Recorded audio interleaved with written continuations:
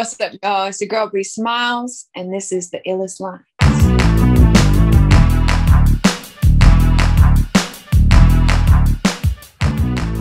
Hey, what's good, everybody? This is your B fam, Daniel Anthony, and this is the illest lines, where we talk about our favorite lines from certain songs because bars matter.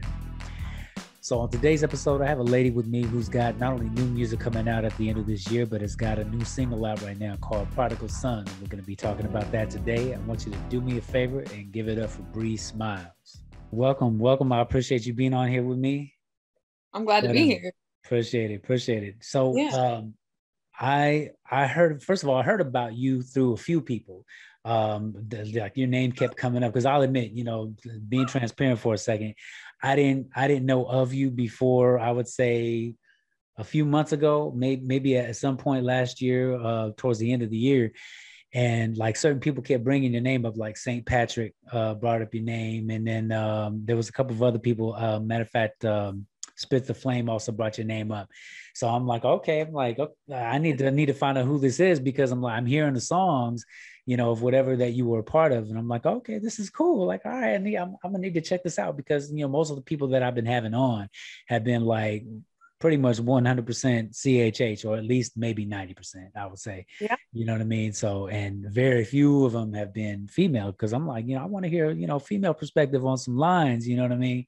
So knowing that you have at least been, I guess you could say, like introduced and intertwined with different people, it was kind of good to put a face in music with all that. So much appreciated. And I'm glad that you were able to be on here with me and be able to discuss some music and stuff. So yeah, I'm excited to be here. Both of those brothers, I've done music with Spitz. He's from the same valley that I'm from, Oh, okay. Yeah. And then that answers one of the questions. Yeah. We have a huge thriving underground CHH culture here in Central Valley. There's some really, really dope artists that come out of here. Right. And I just, I'm just honored that I get to represent the queendom in all of that. But yeah, definitely.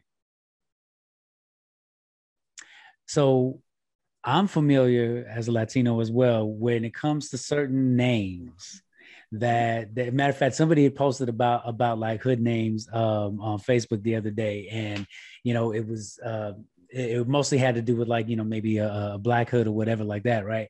So I'm chiming in. I'm like, well, yeah, but you forgot about like Crazy Eyes and Smiley and all that, right?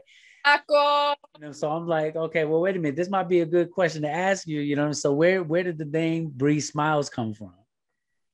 Well, my name is Brittany, and there was a bunch of Britneys all throughout school. Right. Oh, okay. We dissected the name and kind of distributed it. So right. College through college, after college, everybody started calling me Bri. Smilez comes from like I mean, I smile a lot. That's obvious. But also the joy of the Lord is my strength. So what does that mean? That means that there's a difference between happiness and joy, and I feel like I'm not always happy, and I'm never going to project that. Right. I never want to create a false narrative about, how difficult life is and how difficult being a believer is. Right. Like I never want to pretend on that part, So I'm not always happy. But I always have joy because the joy of the Lord is everlasting. Right. And it's permanent and it sustains. So even though my moods are always all over the place, right, all over the place. Inwardly, there's a part of my heart that has been commandeered by kingdom in knowing that no matter what it looks like, no matter what the world looks like, the government looks like, what this corona thing looks like, what the racism wars look like, with all of this biological warfare and deception and, don't even get me started. The conversation, deception. No matter what all this stuff outwardly looks like, I know that we win and we've already won. That's why Bri Smilez. Right. So it's like a constant reminder for you, right? Yeah. Yeah, most definitely. And I could see that. And you have to be active in that. You know what I mean? People don't understand that. Sometimes it's really an active, not even sometimes, all the time. It's an active decision. You know what I mean? And part of the reason why I think a lot of people stay down in really their feelings and emotions is because they kind of are choosing it. They feel like they're beaten at that moment and they don't know how to make that choice. They may know that they can. They may have been told that they can, but they have not actively pursued that, like you were saying. So yeah, I definitely feel that. Yeah, most definitely. So then at what point would you say that you got caught up in the feeling of music, as far as like when did it like really get attached to you, that from when you could remember? So I think that I was born with music in my blood because my mother, when she was pregnant with me, she used to put headphones on her stomach. Oh, okay. Yeah, a lot of moms do that. Yeah, so like, you know, she was already cultivating the gifts. Right.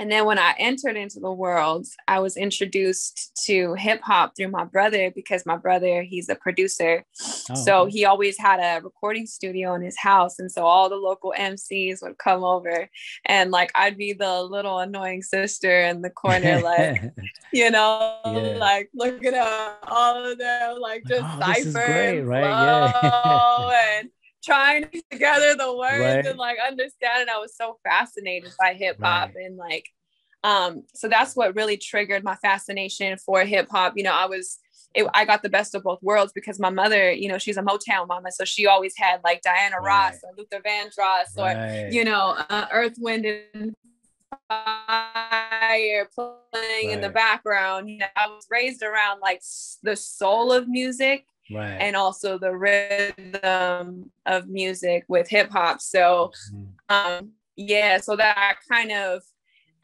rounded for good music and quality content, quality lyrics. You know, I sing too. So, you know, harmonies, I was always like very keen to harmonies, even when I was little.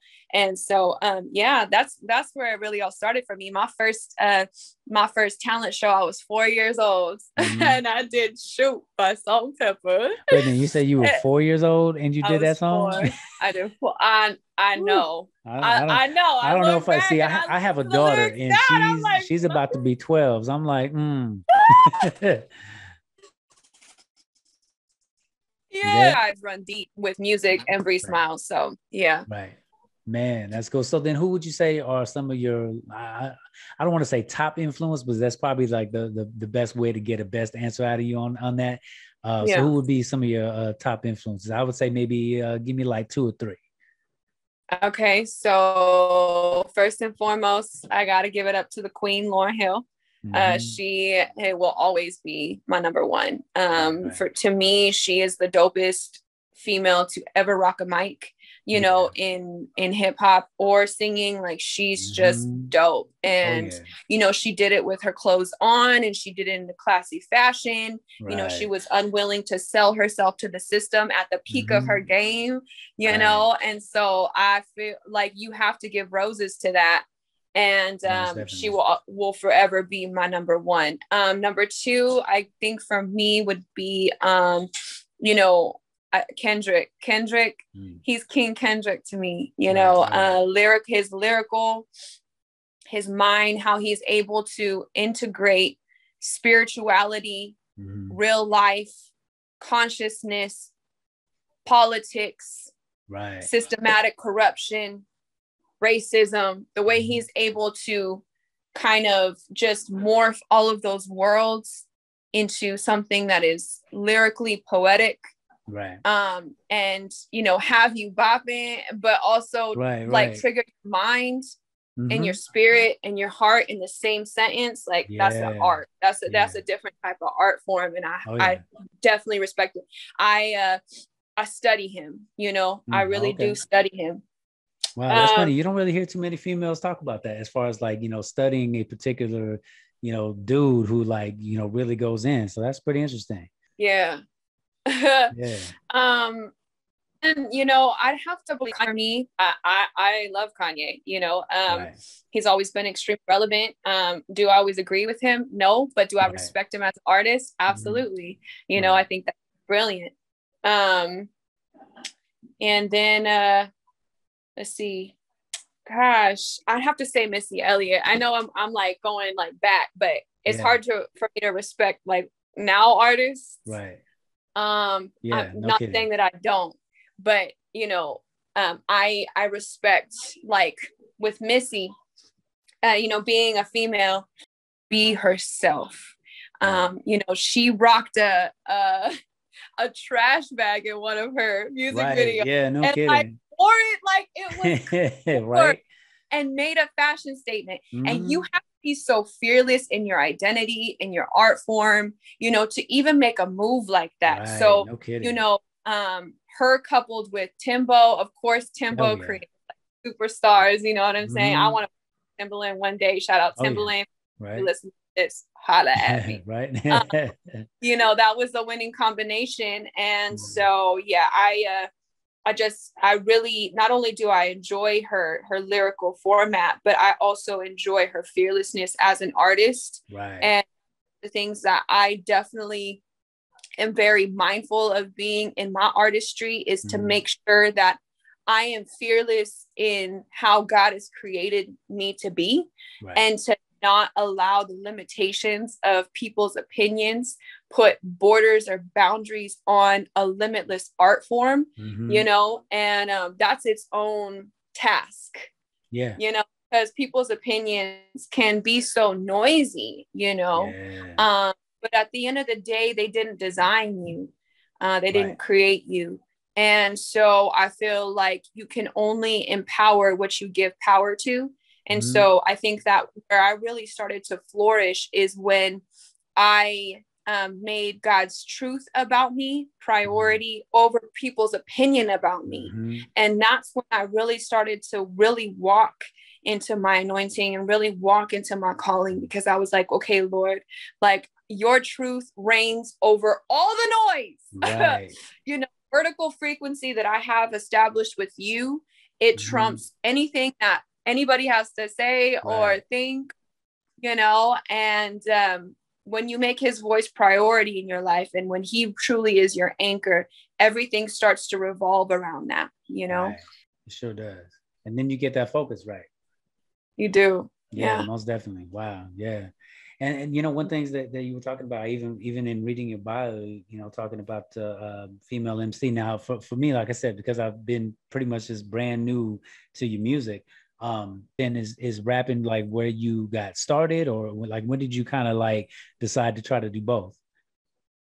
I think it was like both at the same time for me. And yeah, like I liked to explore both worlds.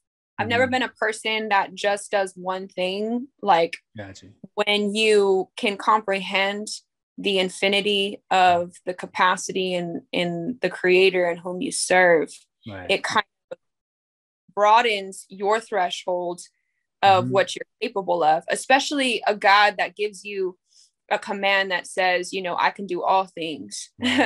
You know, when you have that type of access and authority, you widen your scope on your capability and the limitations that you put on yourself.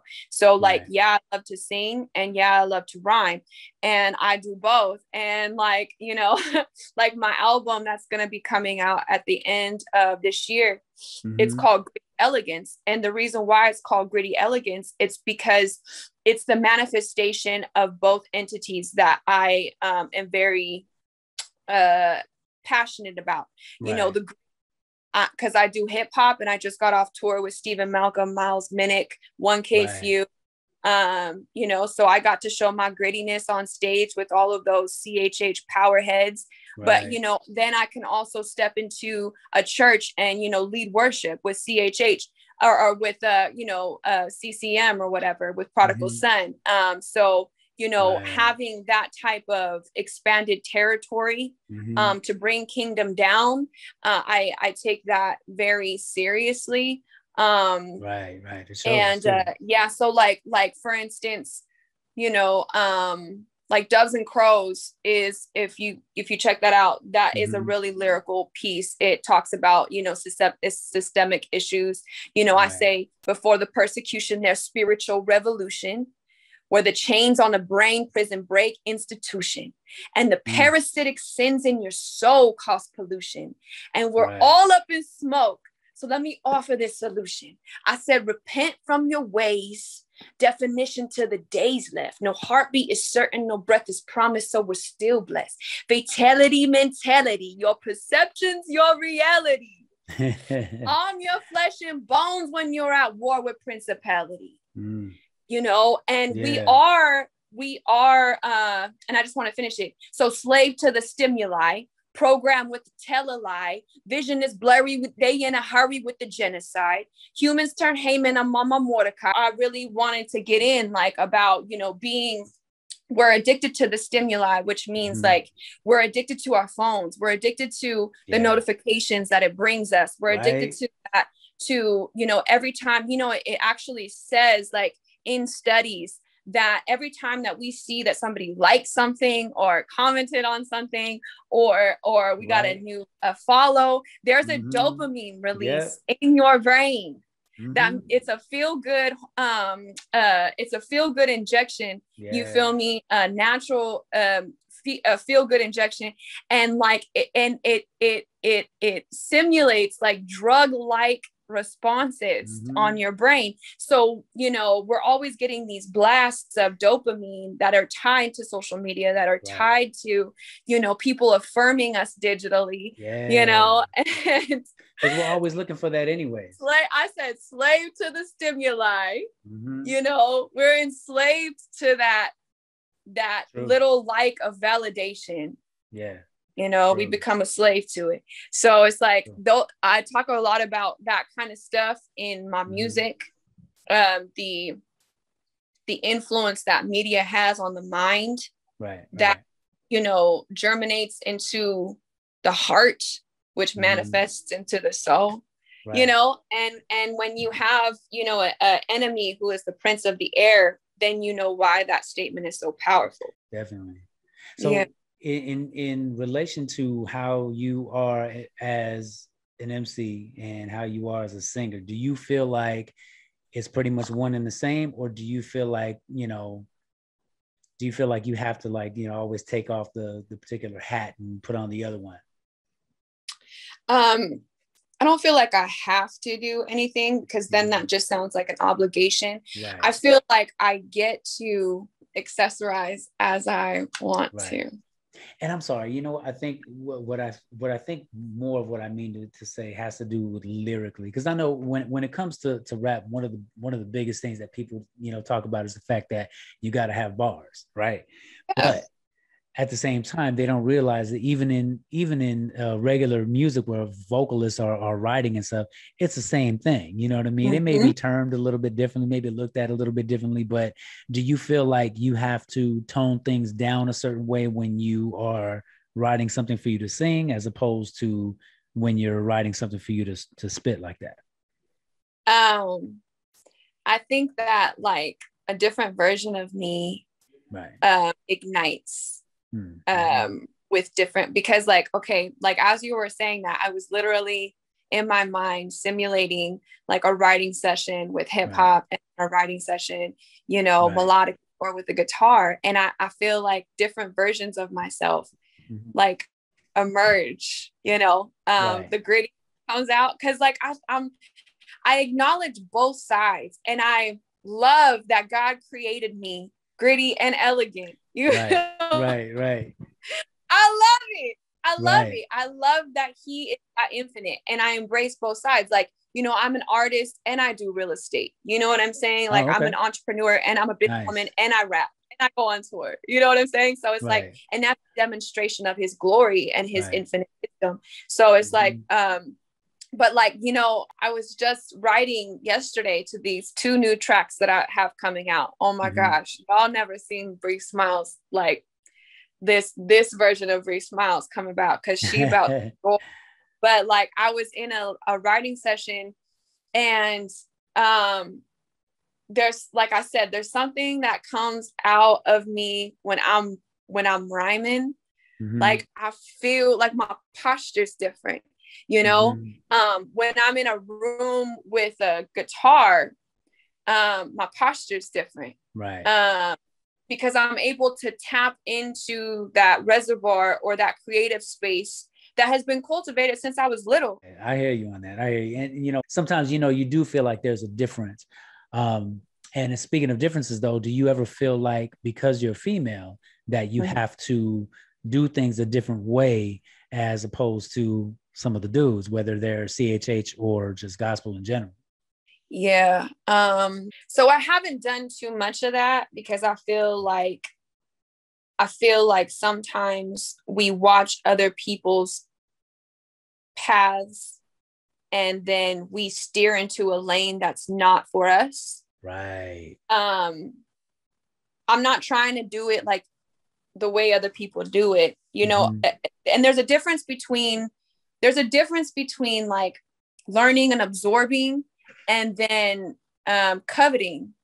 Yeah, good point. Good point. You know what I mean? I know that the lane that God has me on is unpaved. Yeah. And we are paving it as we go. God do what he wants to do this way. You feel me? That's where my focus and my priority comes. You know, being on tour as a woman and in all, you know, I was the first lady of the tour, and this is my second tour with Invasion Tour, 2 years in a row. And I was still the only female on an all male, you know, cast or whatever. Wow.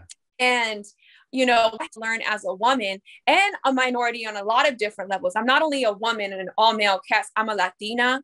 You know what I mean? Like there's a lot of minority elements with what it is that I do.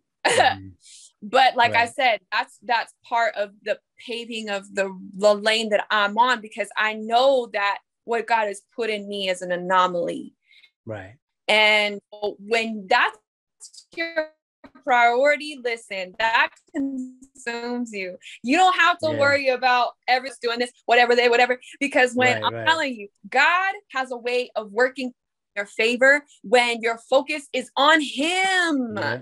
And I just feel like there's so many times, like I just be watching people and like, you know, to each their own or whatever. But like, I just feel like so many people be biting off each other and like trying to do it like the way this person is doing it, or trying to do it the way this person is doing it and all that kind of stuff. And I'm just like, Lord, what's your way of doing it, Lord? Right, exactly. Because nobody has anything figured out. So, you know, my CEO and my boss is God. And so I always have to make sure that, you know, I'm getting instruction and direction from him. Right. And it's been working so far. I'm going to keep on doing it. Right. When I was listening to the song, obviously straight from scripture itself, you know, we know what Prodigal Son is about. Sure. But do you feel like that was extra personal for you on like coming from your side, or do you feel like you were just conveying something that you know how you would have felt if? No. And not to get in your business, if you know what I mean. If it makes you feel uncomfortable, let me know. No, I'm a definitely open book, because I feel like we overcome by the blood of the Lamb and the word of our testimony. And if we could overcome something, then that's just hope for people that are still going through. I've definitely been a prodigal multiple times in my life, so I can totally empathize with the prodigal experience. But I also understand, because I gained some of the most I gained a lot of wisdom out of my prodigal experience. Gotcha. And what I mean by that is, hadn't I strayed from my father's house, I wouldn't have the appreciation of coming back and being under his covering. You know, I was in LA for 6 years. I went to school out there. I majored in music business, and I worked for labels, and I was a songwriter, and I was doing a bunch of stuff, and I was making connections with Billboard, and I was really starting to, like, you know, make those connections in the world, you know, and all that. And I got caught up in the LA life, which is really, really easy to do. Oh yeah. I'm from Cali, so I know exactly what you're talking about. Yeah. So, I was in an abusive relationship. I was in a addictive cycle, in a lot of different types of addictions, just not living what I knew was the design over my life. But outwardly, it looked like I was prospering, and inwardly, I was bankrupt. Wow. That's a powerful way of putting it. Yeah. It took me eating with the pigs to remember the goodness of my Father's protection, care, love, discipline. Right. And my soul craved those things. Right. And so I came into a crossroads in my own life where the Lord really, I like to say, he allowed me to be a spy in the enemy's camp, because I got to see certain things. I got to see the giants in the promised land, and I got to see the evil that they were doing and conspiring against, the minds of people, and through media, and how they would basically recruit ambassadors of evil. Yeah. To influence. Like it ain't nothing. Yeah, to influence. And people that were willing to just throw their entire moral fabric out the window for the sake of, in exchange for power and influence and all that. And I had enough God in me to know that that was not the route that I wanted to go. And so, God snatched me out of that place, and I ended up making a decision to come back home into my Father's house. And when I felt the most dirtiest, the most shame, the most broken, undeserving of his love, his grace opened up wide arms and embraced me like I never left. And not only embraced me like I never left, but began to restore me. But not only restore, because I feel like restore is a word that we don't really break down.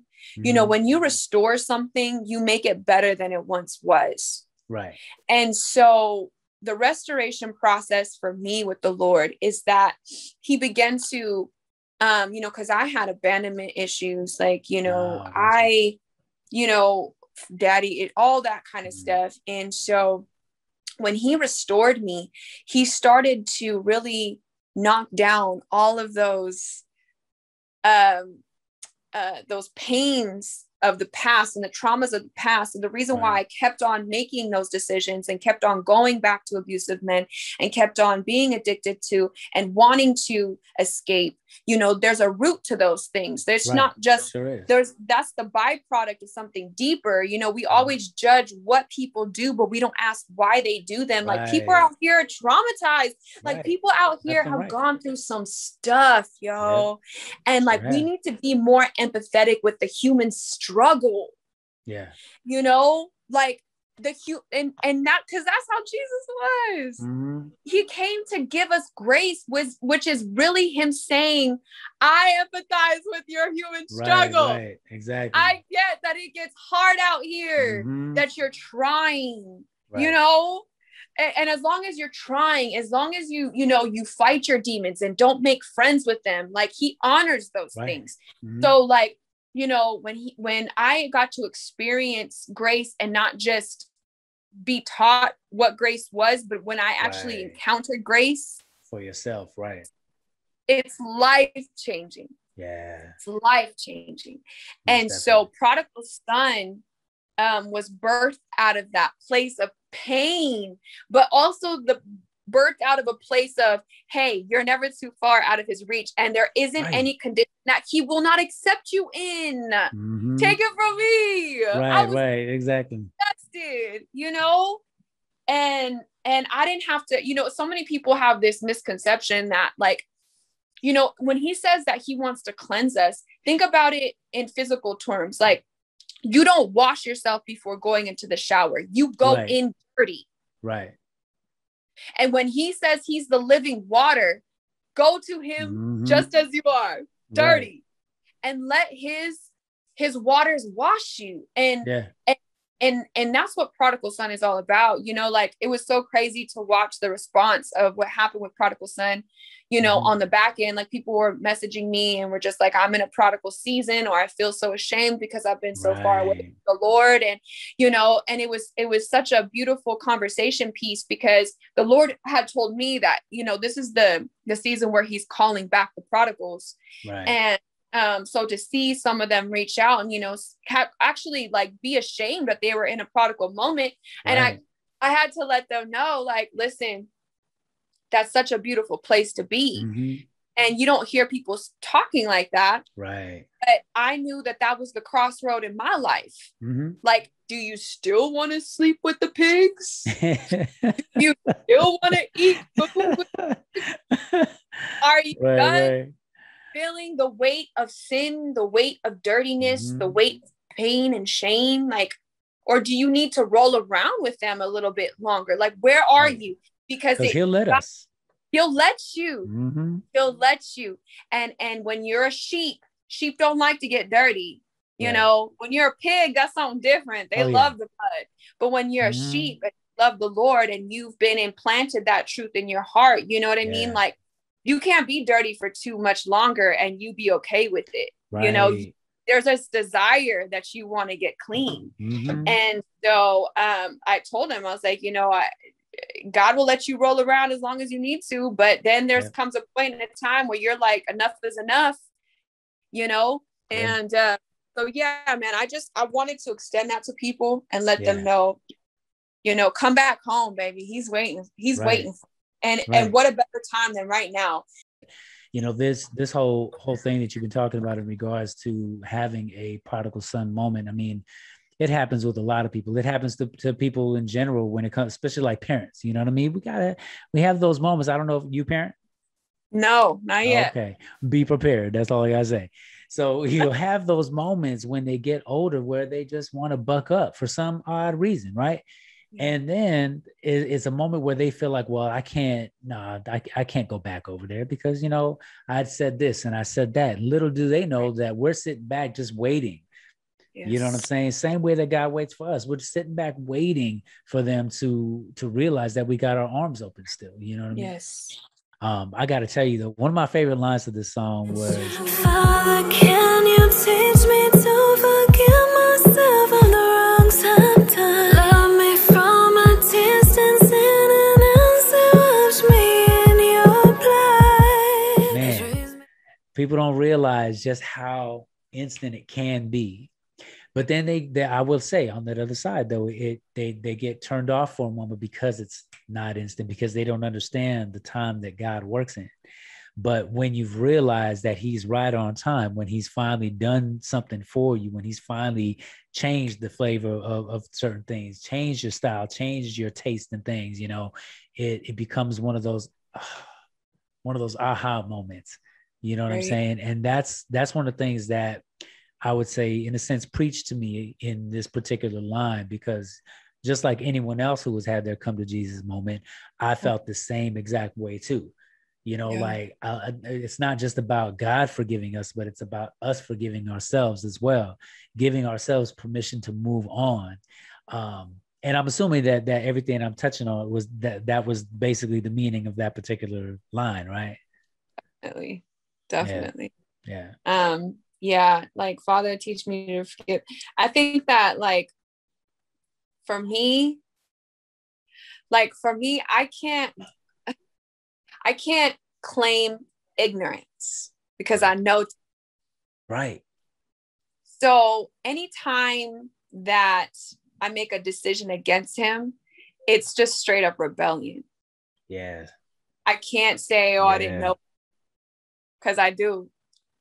So, like, you know, like I was reading in about the children of Israel morning, and, you know, they kept on, and it says, and again, Israel did evil in the eyes of the Lord. Right. And again, Israel did evil in the eyes of the Lord.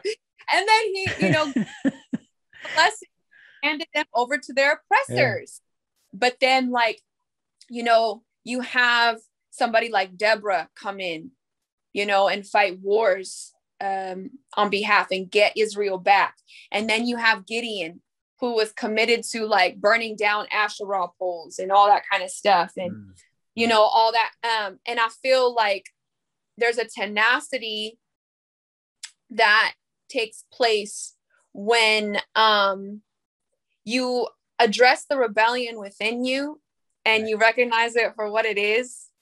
And you don't want to disappoint him anymore, because like he's like, like with the children of Israel, I've freed you out of the land of slavery. Man, right. Why do you keep on going back? Why? It's that abusive relationship. About human nature that loves to be bound. Bound. Right. And that makes you question your own motive. And it's like, it, you know, and so like whenever those thoughts come back of like old life and, you know, all that stuff, like I used to have fun back in those days. Like, I'm not gonna sugarcoat it. Like sin is fun, you know? And it's it's tantalizing. Yeah. However, where it leads is death. And that's the ultimate destination that the devil wants to get you to, is to be like, you know, shout out DMX. Yeah. You know, he's the perfect demonstration of the internal battle. Man, right. That people go through in this lifetime, you know? Yeah. Wages of sin is death. And we got to see that in DMX. Does that mean that he didn't love God? No. Right. He loved God. Sure did. He was in war. Yeah. He was in war. So I feel like when we judge people for being in war, they fight, they're so ashamed of the war that they're fighting that they fight it alone. Right. And that's one of the problems that I have with modern day Christianity or even the church. It's that we're supposed to help each other war, not make you feel bad that you're warring. Right. All warring. We're all going through our own war. Sure are. What better way? What if somebody was with DMX and said, bro, I know you're in a war. Let me fight with you, bro. Right. Instead of being like, oh, he's on crack and he did that. Right. That didn't help nobody. You feel me? We all need somebody that's like, you know what? I understand the warfare that you're going through, especially you being a believer. Yeah. The enemy is after you 10 times harder because now you're going against the very agenda that he has put on the earth. So you're right in the crosshair and you're a threat to the army of darkness. That's why I don't understand it. When the church goes after like Lecrae, I don't understand it. When the church goes after Kanye, I don't understand it. I'm like, yo, these are kingdom ambassadors. Why are you throwing stones at them? It drives me insane. Right. I can't stand it. That's not God. And then the messed up part about it is you got the world that's checking that out. The world is seeing all that happen. So they're like, oh, well, see, you guys do it too. Yes. Yeah. Yes. And I don't want to be a part of that community that's going to throw stones at me when they're fighting. When they're over here trying to fight for light. Right. And they're over here fighting darkness simultaneously. Most definitely. You know? Yeah. What would you say is the illest line that you ever heard that made an impact on you? Okay, there's two, but okay.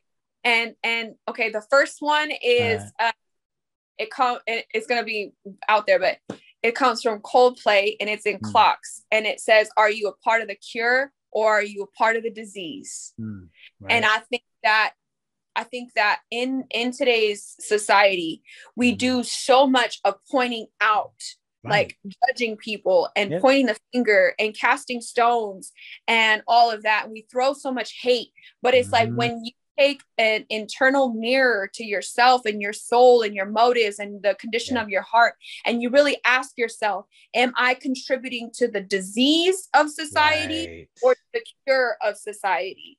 You know, like am I an organic, safe place, you know, that is depositing fruit, or am I depositing just filth, you know? Right. And so I always, when I align that with the motives of why I do what I do, I make sure, like, Lord, like, I always want to be a part of the cure, you know, I always want to be a part of spreading life and love and light, you know. That's my motive, being a part of the cure. So that's the first one. The second one would have to come from redemption song, Bob Marley. It says, how long shall we kill our prophets while they stand beside and look? Some say that just a part of it, we've got to fulfill the book. You know, I think that why that resonates so powerfully with me is because, like, there's a cost to people that speak truth in a culture of deception. Most definitely. Yep. There's a cost, you know. Shout out Miles Monroe. I love you forever. But, you know, shout out Martin Luther King Jr., shout out JFK, shout out Nipsey, shout out Tupac. I feel like a lot of people that speak truth, their lives are shortened, but it's not that they had to live long lives. Right. They led impactful lives. Sure did. They didn't have to leave long lives to change lives. Right.